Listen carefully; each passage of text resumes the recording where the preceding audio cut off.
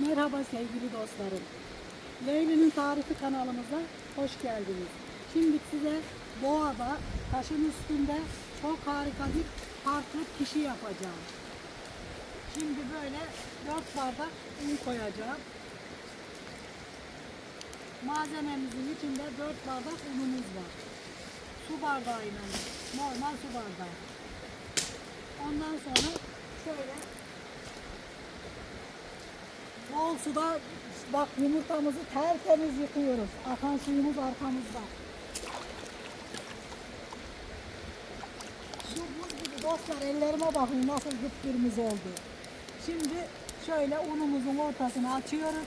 Zannetmeyin ki buradan giden hamurlar boşa gidiyor. Kime gidiyor? Söyleyivereyim size. Balıklara gidiyor. Şimdi bir tane yumurtamızı kırıyorum.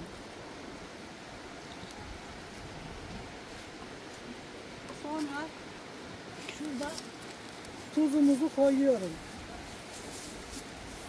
Şöyle herkes isteğine göre, ben biraz tuz atıyorum. Çok olmasın. Sonra kabartma tozumuzu koyuyorum. Dedim ya dostlar, çok farklı ve güzel bir pişi yapacağım size. Şöyle kabartma tozumuzu da koyuyorum. Bir paket. Sonra da sütümüzü açıyorum. Ve sütümüzle yoğurmaya başlıyorum. Dostlar, eğer bir kaçarsa bizden değil. Doğru suya gidecek hamurlarımız. Onun için dikkat edelim. Böyle cıvık bir hamur elde edeceğiz. Katı değil. Böyle yavaş yavaş döke döke yoğuracağız Allah izin verirse. Dilekçim bir de bakın dostlar, şöyle tahminen 2 yemek kaşığı sirke koydum ve yoğurmaya devam. Çünkü bu hamur cıvık bir hamur olacak. Öyle katı bir hamur değil. Şöyle ara ara sütü koyarak yoğuruyorum. Taşın üstünde hamur yoğurulur mu demeyin dostlar. Leğenim var ama bu da işte zevk meselesi biraz da. Vallahi ben zevk alıyorum böyle yaparken.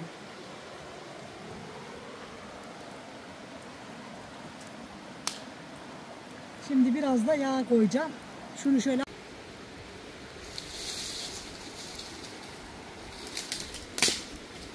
Bakın dostlar, şöyle yarım çay bardağı da yağ ekliyorum.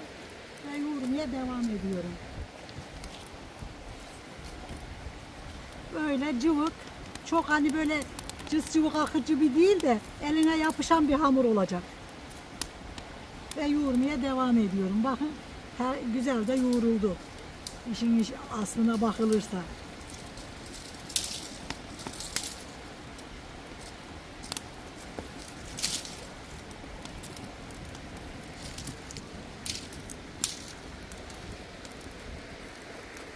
Şimdi hamurumuz yoğruldu. Şöyle birazcık taşın üzerine yağ koydum ve hamurumuzu toparlıyorum. Hamurumuz çok güzel yoğruldu. Maşallah. Gel.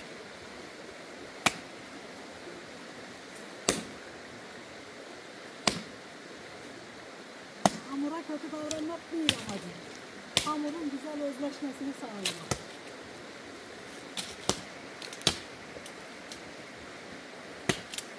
Şimdi yavaş yavaş çiğ böreğimizin, pişimizin hamuru oldu. Şimdi de bezesini yapacağım ve kızımdan rica ediyorum, şunun içine birazcık yağ koyup gelsin bana. Çünkü pişi hamurunun bezelerini neyle yapacağım? Yağ ile yapacağım.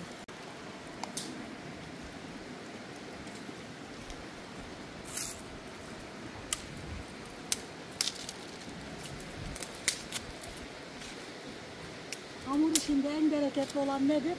Pişidir. Gerçekten bereketli oluyor pişi hamuru. Bakın 6 tane bezemiz çıktı. Şu biraz büyük oldu. Bunları alıp küçük olanlara dengeleyeceğiz tabii ki de. Şimdi de sıra geldi içimizi hazırlamaya. Evet. Şimdi şöyle birazcık bakın bezelerimizi yağın içinde şöyle yapıp bırakıyorum. Ve bunu bir poşetine sıkıca kapatalım. Hamurumuz ne yapmasın? Kurumasın.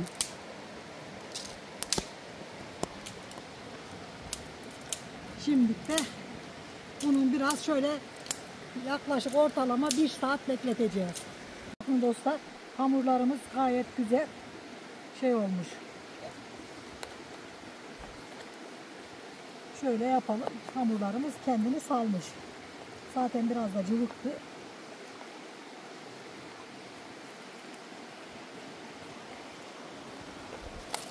Sizlere harika pişiler yapacağız.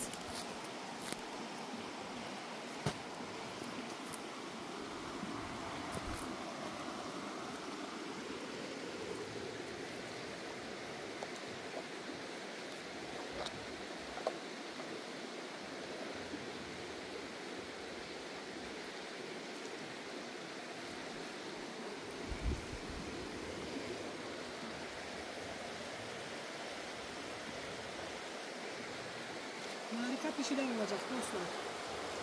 Ama ki benim kızım Allah razı olsun benim arete unumu yok etti yanımdan.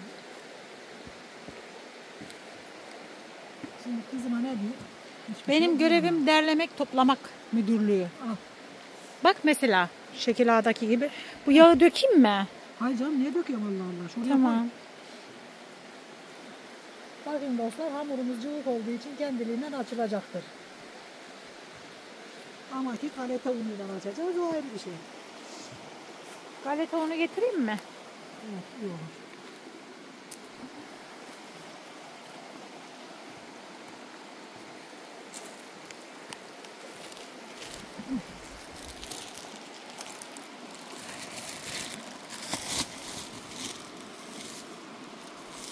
Şuraya koyalım. Heh. Vallahi şeye gidiyordu. Suya gidiyordu Suya oklava. gidiyordu oklavam. Bakın bu şekilde galeta unuyla açacağız ki gayet güzel olacak.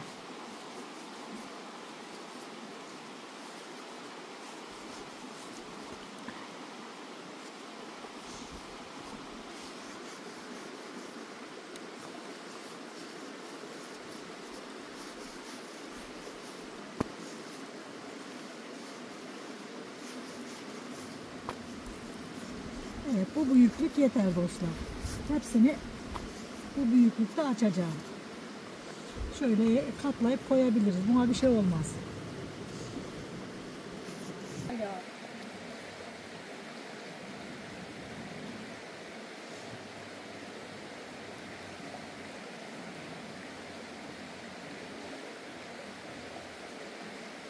İşte biz doğada her şeyimizi yapabiliriz. Biz Türk milletiyiz. Ne doğada asla aç kalmayız. Biz mücadeleci insanlarız.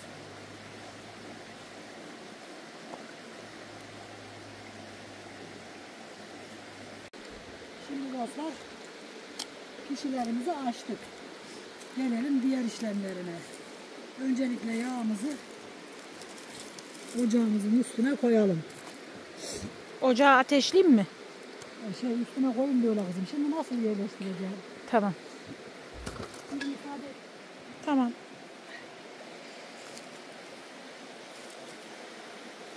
Şimdi dostlar şöyle yavaş yavaş hareket ediyorum ki yağımı dökmeyin diye. Derdim yağı dökmemek. Başka bir derdim yok. Yağın üstünde ağaçlar bile yansıyor ha. Evet. Yansır tabii. Burası doğa. Öyle ayarlamalıyız ki tam oldu bak. Oklavaya atma. O oklava bize yadigar. Evet. Yokluk gününde dostluk. Onu ben arabaya koyacağım. Şuraya koyalım. Şimdi de altını yakacağız. Yağımız yanacak inşallah. Isınacak. Isındıktan sonra işlemlere başlayacağız.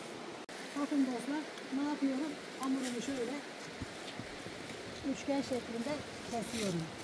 Ve kestikten sonra yağımın içine şöyle salıyorum. Bakın nasıl güzel kabar kabar olacağını göreceksiniz.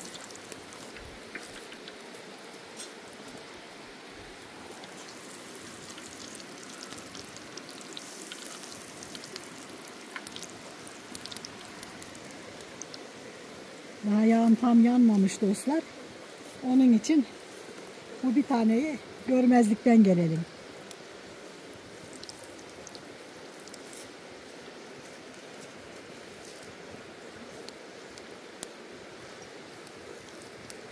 Bakın gayet güzel kabardı ona rağmen de. Yağımızın yanmamış olmasına rağmen.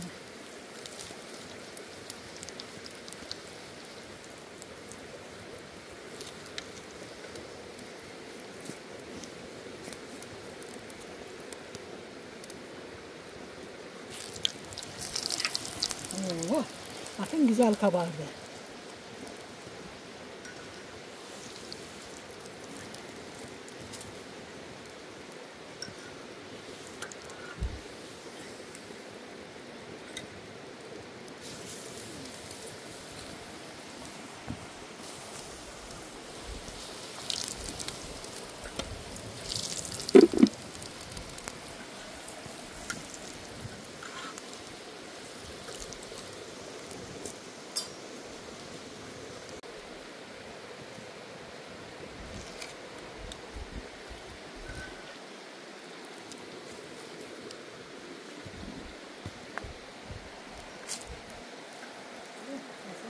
Maşallah.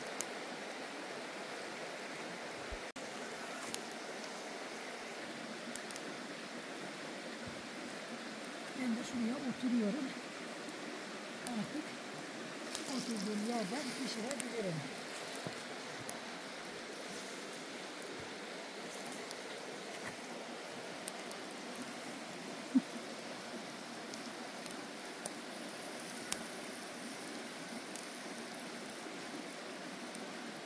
Bakın ne kadar bereketli olacağını göreceksiniz.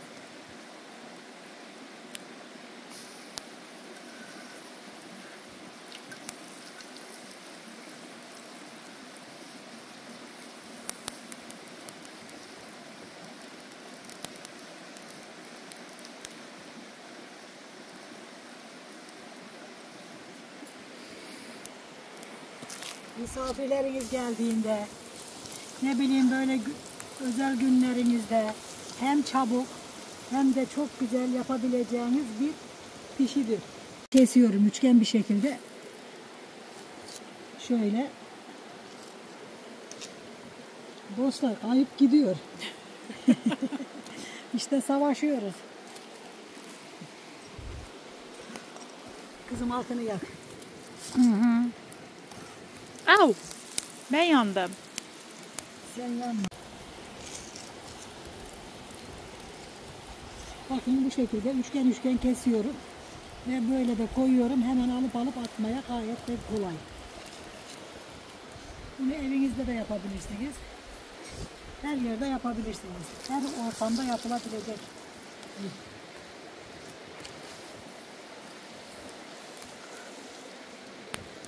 Çok yaktım bizim altına. Aha! Alev aldı gidiyor dostlar.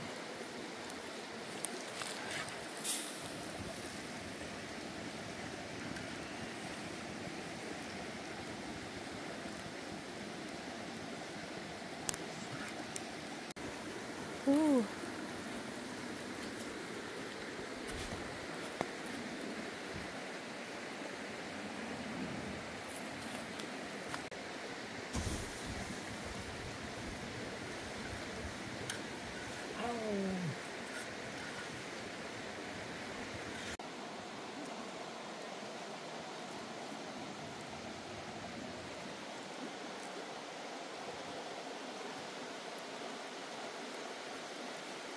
Bakın dostlar, doğada pişi nasıl yapılır? Harika ve yumuşacık içi, dışı da çıtır çıtır. Bakın şöyle size göstereceğim. İçinin nasıl güzel olduğunu. Bakın şöyle açın. Ne kadar güzel, gördünüz mü? İçine hiç yağ çekmemiş. Harika olmuş. Yapacak olanlara kolay gelsin. Yiyecek olanlara afiyet olsun. Bizi izlemeyi, abone olmayı, Leyle'nin tariflerini ziyaret etmeyi unutmayın lütfen. Hoşça kalın, dostça kalın. Allah'a emanet olun.